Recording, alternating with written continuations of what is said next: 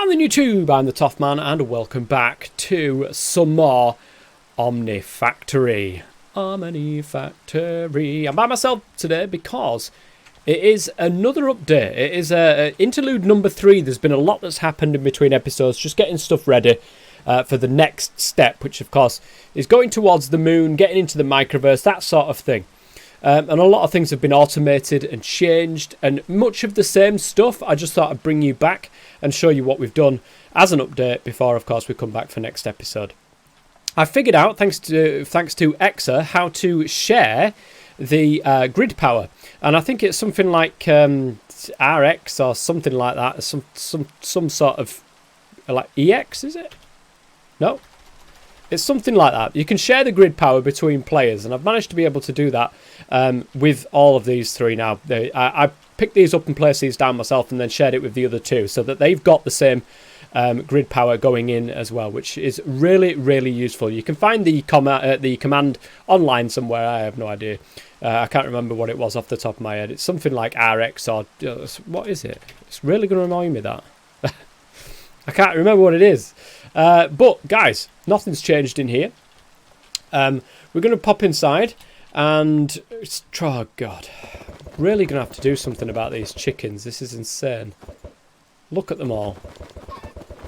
It's just too much. It's just too much. We're gonna sort that out. And I reckon what we'll do is we'll do something off camera, I think, so that Shed doesn't know that we're going to be dealing with the chicken. Because if he finds out, then it's going to be fuming. So we'll do that off camera.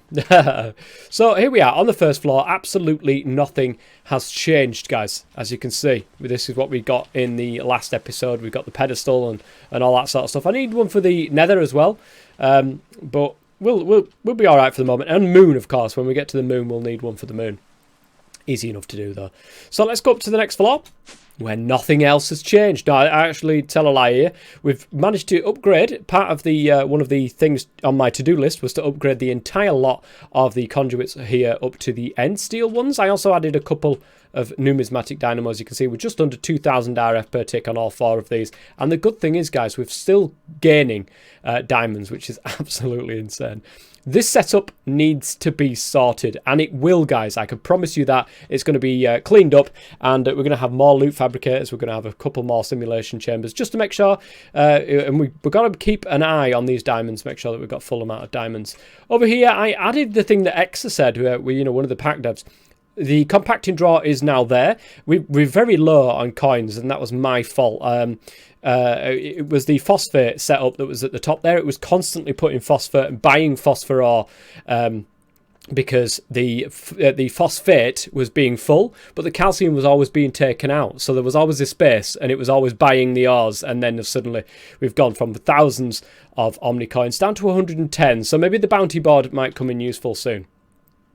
I automated rubber. I don't know if this was on the previous thing or not, but basically you can get rubber from getting slime balls, and slime balls you can get through the loot fabricator. So I got a load of slime balls, and that'll give us the ability to make rubber as and when we need it, which is awesome.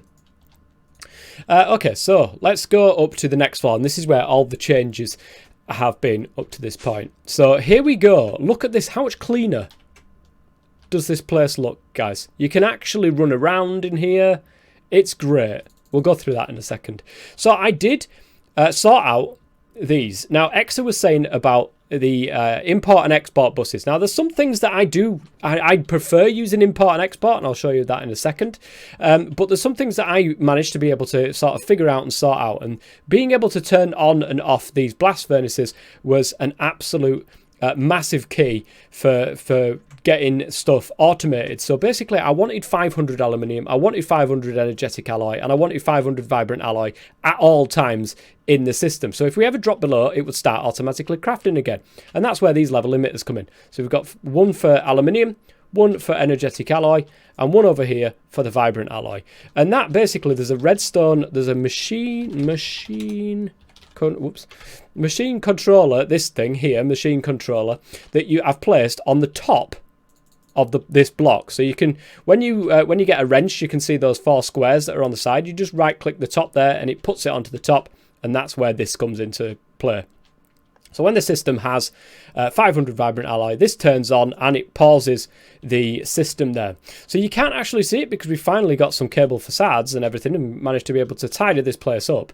But if we take a look up here, you can see how it works. So we've got an Emmy interface at the top here, which basically says, right, keep 16 of the energetic alloy and the ender pearls in this Emmy interface at all times, but try to extract that into these item filtered ones so that all of the ender pearls go into there, all of the energetic alloys go into there. When this is full, of course, it will keep 16 as a buffer in here and will just completely stop. There's no patterns anymore because there is no need. We've constantly keeping 500 of these on stock at all times. If we ever need any more, I can always up that. It's not a problem.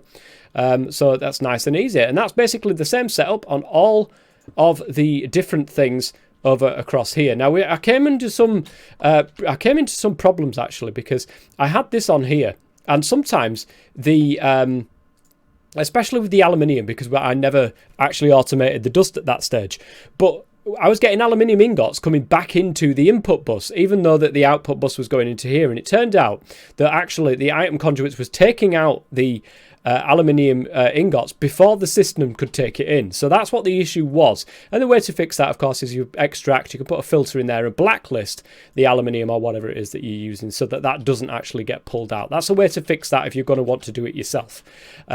And of course, we've got the aluminium, and that's working quite well at the moment. You'll notice, of course, I put the input and output buses all on the top so that everything is, that's the output bus, which is just below the Emmy interface, you can see. So everything looks a lot cleaner on this side, which is great.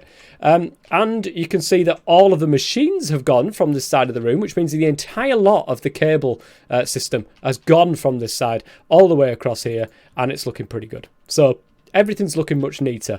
A vacuum freezer has finally sprouted from the floor. This is fantastic. We've got the multi-smelter again. X was saying how amazing this multi-smelter is. And now we've got nichrome, the ability to make nichrome. Then that is absolutely massive because this smelts one stack at a time.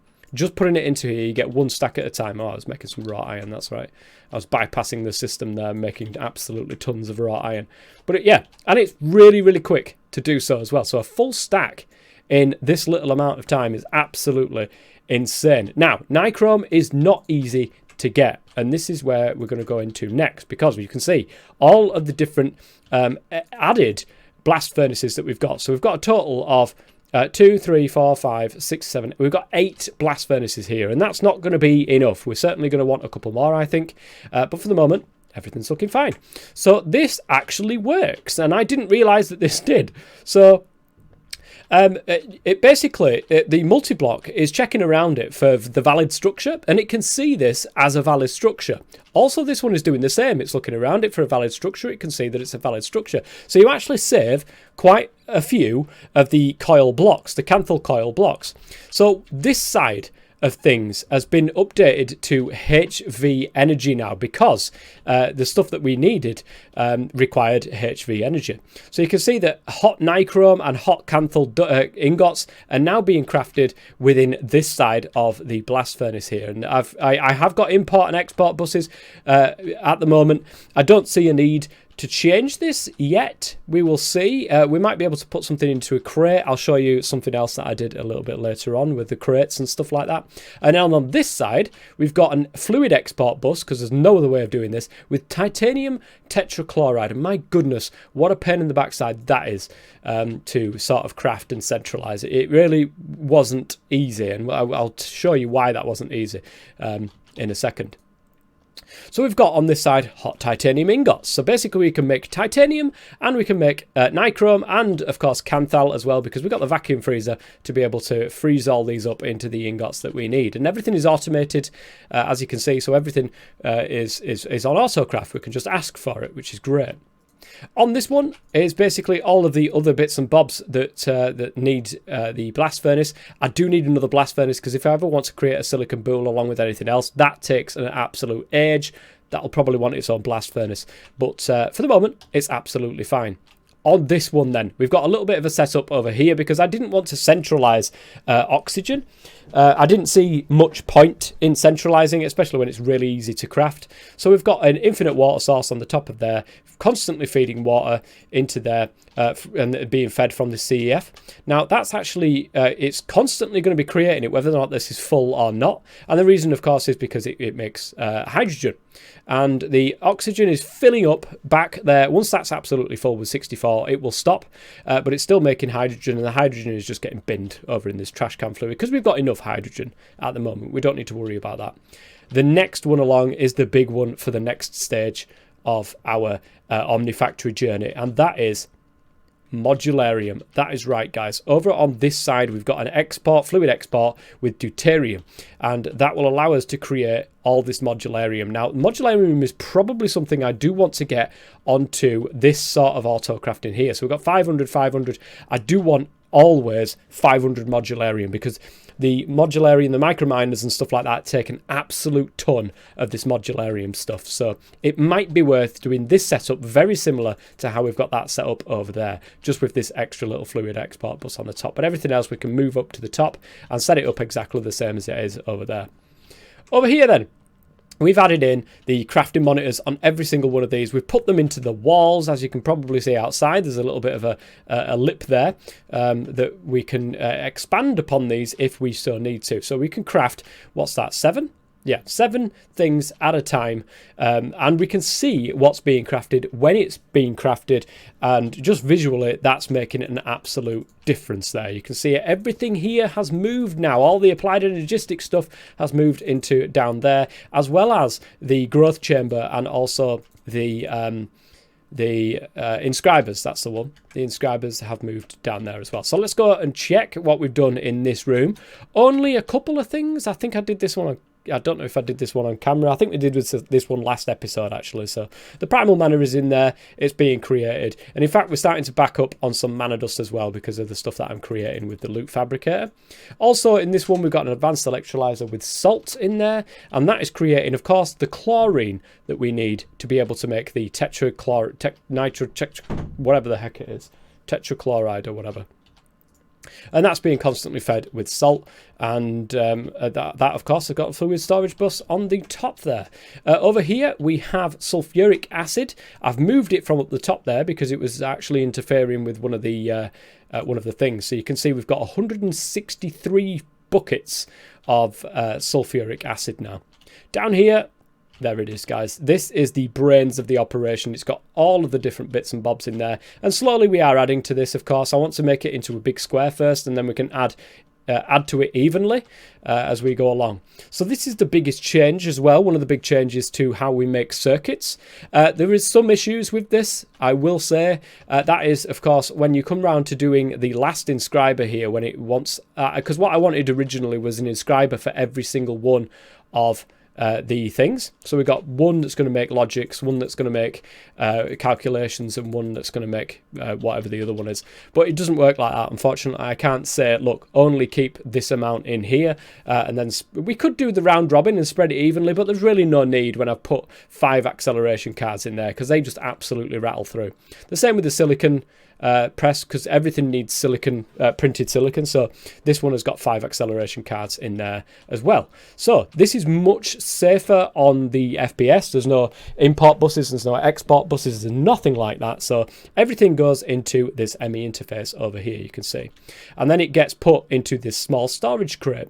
So basically what I want out of it is the logic processor, the engineering processor, and the calculation processor. So everything that is the end products I want putting back into the Emmy interface. The problem I was having was I was taking things straight out of the inscriber and then putting it into the last inscriber and wondering why on earth the circuits weren't being put in there as well. That is a very simple fix. It's because the system is waiting for the printed circuit things to come through back into the system before it puts it back into here for the final little piece of crafting there. So you can see here that everything gets taken out on the green and put where it needs to be. All of these have a item filter which gets put into there, apart from this last one, because that is input in on the brown there. So when everything has been finished crafting there, it comes up the top here and it gets extracted. and put back into the system. So then it gets put back into here as the printed version, along with the refined circuit and everything else. And then it gets pulled out on the brown here, and then input on the brown over here. And then, of course, it gets output on the purple, and then finally into the purple here, which then, of course, gets extracted here and back into the system, and the craft is finished. So, oof. Not an import or export bus in sight, and it works, so I can't complain. So let's pop up here. I will change this at some point. Maybe I'll put one of these like sneaky blocks in where you can just like stand on it and fall down. I don't know. We'll see. We will see. But this fluid room is being an absolute lifesaver. I like everything being centralized, especially the fluid, because if different machines require it, of course, I can move it here, there, and everywhere. I've also automated the resonator. I put in one of the speed upgrades. Unfortunately, I don't have enough GP to be able to put any more upgrades of speed into there anyway. But we've got Lunar Reactive Dust, and we've got, of course, everything to be able to make more speed upgrades should we need them. So Lunar Reactive Dust is actually made in one of the crafting recipes for, is it Modularium? It's made in something, one of these things over here. I think it might be the actual the controller, wherever that is. There, it might be that. It's not, but it is somewhere in all of that sort of system there as well. Oh, and of course we've got the storage monitors, so I can actually see what we've got in stock at the moment. Now, I'm going to go upstairs in a minute and show what we've done upstairs, but I've also got aluminium on a 500. Get 500 of them in stock, please, and then stop crafting it, basically. I've got an entire electrolyzer just making aluminium there for us, which is great because that will make sure that we've got 500 in stock and then 500 in backup if we need it, because the amount of Emmy interfaces we're using at the moment and everything that needs aluminium is all there. So let's go up to the final floor. Up here, not much has changed up here, to be honest. It's still looking a little bit of a mess, but it will be sorted out at some point in the future, including this little bit here. This will also have like a central column, and then everything going off from the side of that from there. So I've extended over the assembly machines there because there's certain things that I needed, like machine casing with Modularium and all that sort of stuff, and we needed to expand on this anyway. But the biggest thing to add to here is this thing. Now, this is an absolute mess, and there's no way of being able to do this any other way, because I needed the Advanced Chemical Reactor 2. Now, I could easily have put one of them downstairs. The only problem I'm having with this is I can't automatically output carbon and rutile. It's actually rutile and carbon dust on this one. Whoa, what happened? I thought I'd lost 64 buckets of chlorine there. But the fact of the matter remains, guys, I think we've got enough titanium tetrachloride for them for a good while. I think, let's have a look. Titanium. To make titanium, it requires one bucket to be able to make one titanium ingot. Okay, we might not have enough of that. I might have to rejig this entire system for the titanium tetrachloride. But we've got the other half of what it makes, the carbon monoxide, coming into a basic quantum tank there, just in case we ever need it. I don't think we do, but just in case we do, it's right there and available for us. So this is the bit. We've constantly got clay dust going into there thanks to this with the crafting card, and then on the front there you can see the machine controller, and when we get to 500 aluminium dust it will shut itself off, so then it just won't craft anymore, which is good. That's the way I wanted it. We've got precision laser engravers in here as well. Everything that was downstairs has been moved upstairs. And then this one's manual at the moment because I don't want to... there's stuff that we might need polyethylene for, like the machines, for instance, when we're making some of the circuits. So this is all manual. If we ever want it, we just come with a tank, put some in here, and then we're done. We could do something very similar, actually, and fill some polyethylene and thingy and just have machine controllers and say, look, keep 100 plates in stock, and then when you've got it, just shut it off. We may do something like that, actually. It's not a bad idea that I've just given myself. So that's good. Right, the biggest change, the absolute massivest change has been the circuits. My goodness gracious me, did it take a long time to sort these out. Now we've got the ability to create refined processor arrays, which is the next step along. We needed the RAM. We needed the ability to autocraft RAM. this stuff here, because this RAM is actually used to make the processor arrays, and that is the last stage of the refined sort of tier, if that makes sense. So everything, look, it needs refined processors, which needs refined circuits. And of course, every machine that we make can use any of the circuits, any of the processors, and any of the arrays. So I've changed them all. Every single recipe that was in there, it took forever. Every single recipe that was in there that required any form of circuit, a basic circuit or anything, I've changed so that it will require and use this refined circuit, because it's actually cheaper, even though it's more expensive-ish, to because you get 4 of these per craft, so rather than just the 1. So it's actually quicker to craft and a little bit cheaper in the long run. So we've got everything that requires a circuit now using the recipe for a refined circuit, and the same goes for the refined processor here. Anything that required a basic processor, we've now got the refined processor in part of the pattern there. And of course the refined processor array, exactly the same. We've done that instead of the normal arrays. And then we took all the rest of the other ones off autocraft because there's no point in them anymore, which means we've got a single machine for every different type of circuit. And my goodness, does that make a massive difference to the speed at which you can create circuits. It's massive. Other than that, guys, I think that's pretty much everything up to this point. So let's take a quick look at what we've got in the quest book here, because you will need to know what we've done, what we haven't done. We've now nearly, apart from these 2, which I will get on autocraft at some point very, very soon, we've nearly finished this early game. So I'm going to claim all that because we're in desperate need of the coins at the moment. So we've done that. And then in the mid game, we can see that we've done quite a bit of this mid game as well. I think half of this stuff was done in the last episode. Problem, we've got titanium now, and look at this. Tier 2 micro miner is literally just there. I've not even done the first one yet, but the tier 2 is right there. Modularium, we're going to get into that stuff that you can see, the cryogenic air distillation and that sort of stuff, that we're going to go into all this. It's going to be absolutely crazy. Now, we do have 8 blast furnaces, but it requires us to have those controllers, so we will do that. It gives us 1 Omni dollar, so I really should do that, actually. Oil drilling rig. It's going to be interesting. Okay, so yeah, there's all that. I'm going to go ahead and claim it all because I really want all the coins. And then into the late game, believe it or not, we've unlocked something in the late game now, and that is this Implosion Compressor, which doesn't seem too bad to get into. But just a sight of some of these things, like neutronium ingots and stuff, look at this, we've done 1. Draconium dust, guys. That's going to be absolutely amazing. I can't believe how far we've gone, and I can't believe that we're still going, guys. I honestly can't believe it. It's fantastic. You can see the little green tick there next to the beginning to say that we've actually done it all. Cake-based transit, but that always just comes back anyway. So, oh, my goodness gracious me. Okay, let me go and put the stuff that I've got into here. I believe I can just do that, and it'll sort of sort itself out. Nice. Brilliant. We should be automatically crafting this stuff nice. That should be able to help us towards the mana as well. So you can actually see we're starting to back up with some of this aluminium dust now. The reason for that is because that input bus over there for the blast furnace is obviously full. There's no way at all of speeding up the blast furnaces. However long the aluminium takes, it doesn't matter if you're putting HV power in, it doesn't matter if you're putting EV power in with Canthal blocks, coil blocks, it makes no difference to the speed, guys. Absolutely nothing will change the speed of how anything crafts in a blast furnace. It's really annoying, to be quite honest, but it is what it is. And this is why we're doing stuff like this, so that we've always got this annoying stuff that takes forever to craft in stock.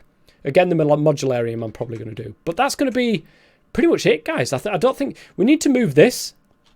This phenol, I think that we possibly could do something with a crate over here. So say, for example, have a crate, input always, input loads of coal, and then have it output with item conduits and stuff into here. And then same with the output bus, having it back into the crate and then an Emmy conduit to just take it away into the actual system with no imports and export buses there. But the fluid storage bus will always stay where it is. And I just love these facades. Now, actually, it was Daniel that reminded me of these facades. He was like, what do these do? Anyway, created some, and he started using the conduit facades. And I was like, oh, yeah, I forgot about them. So, Daniel, once again, being an absolute ledge, and just he's been exploring with stuff like a leaf blower. My goodness, that leaf blower absolutely did a number on the vines that were surrounding that building over there, and I would never have even thought. And this guy is just gone and crafted it and what does this do basically, and found out exactly what it did and made our life a lot easier when it comes to clearing vines, which is pretty awesome, guys. So that's the point at which we are at. Next episode, we will be coming back. It might be earlier than normal, and it might be just myself, because I really want to deal with them chickens, but I don't want Shed to know. I want you guys to know how I'm doing it, but I don't want Shed to know that a secret MCC will be set up. So don't tell him. So yeah, I think that Into the Microverse, I'm not sure which way to go first. I would love to go down the moon route first and actually go to the moon, see the moon, but we'd need to do all this sort of stuff over here as well to be able to get rocket fuel, and I don't know how to do all this sort of stuff, so I'll have to have a look into that. But we need rocket fuel before, of course, we can go to the until we can go to the moon. And then we've got the small microverse projector, which we can all of this is on autocraft now, so I can literally just go and say, right, get all that done on autocraft, and there you go, job's a good one. We've got it. Deuterium, fly to the moon. Actually, we actually need to fly to the moon before we can get the deuterium to get to the first foray into the microverse, by the looks of things. Oh no, it says we need a microverse projector and rocket fuel, so we don't need to do the deuterium one or fly to the moon. But deuterium, we do. Why is that connected then? Unless it's connected to the rocket fuel and it's just hidden behind this big red line. That's probably the case. The Conflux Catalyst can't do this at the moment. Crystalline components require osmiridium, and osmiridium is actually an extreme voltage thing, which we're not there yet. We are not there yet, so we can't actually do the last one of them, and that will help us automate these two crafting tables there, because if you have a look at the extended crafting over here, this thing, the automation interface, which will help us automate this thing, it needs crystalline components as well, which needs that osmiridium. Everything else is fine. The crystalline ingot, we'll be able to do that manually for the moment, but then when we get the automation interface, we can sort that out. I've never used the automation interface. It sounds a little bit confusing, but I'm sure I'm going to get my head around it. And there you go, guys. That is going to be it for today's episode. If you've got any comments or suggestions, and suggestions really do help with Omnifactory, I can promise you that, then please do put them in the comment section below. And if you've liked it, if you're liking this series overall, then please go ahead and leave a like as well. And we will see you guys next episode. Until then, I've been the Top Man. As always, stay safe.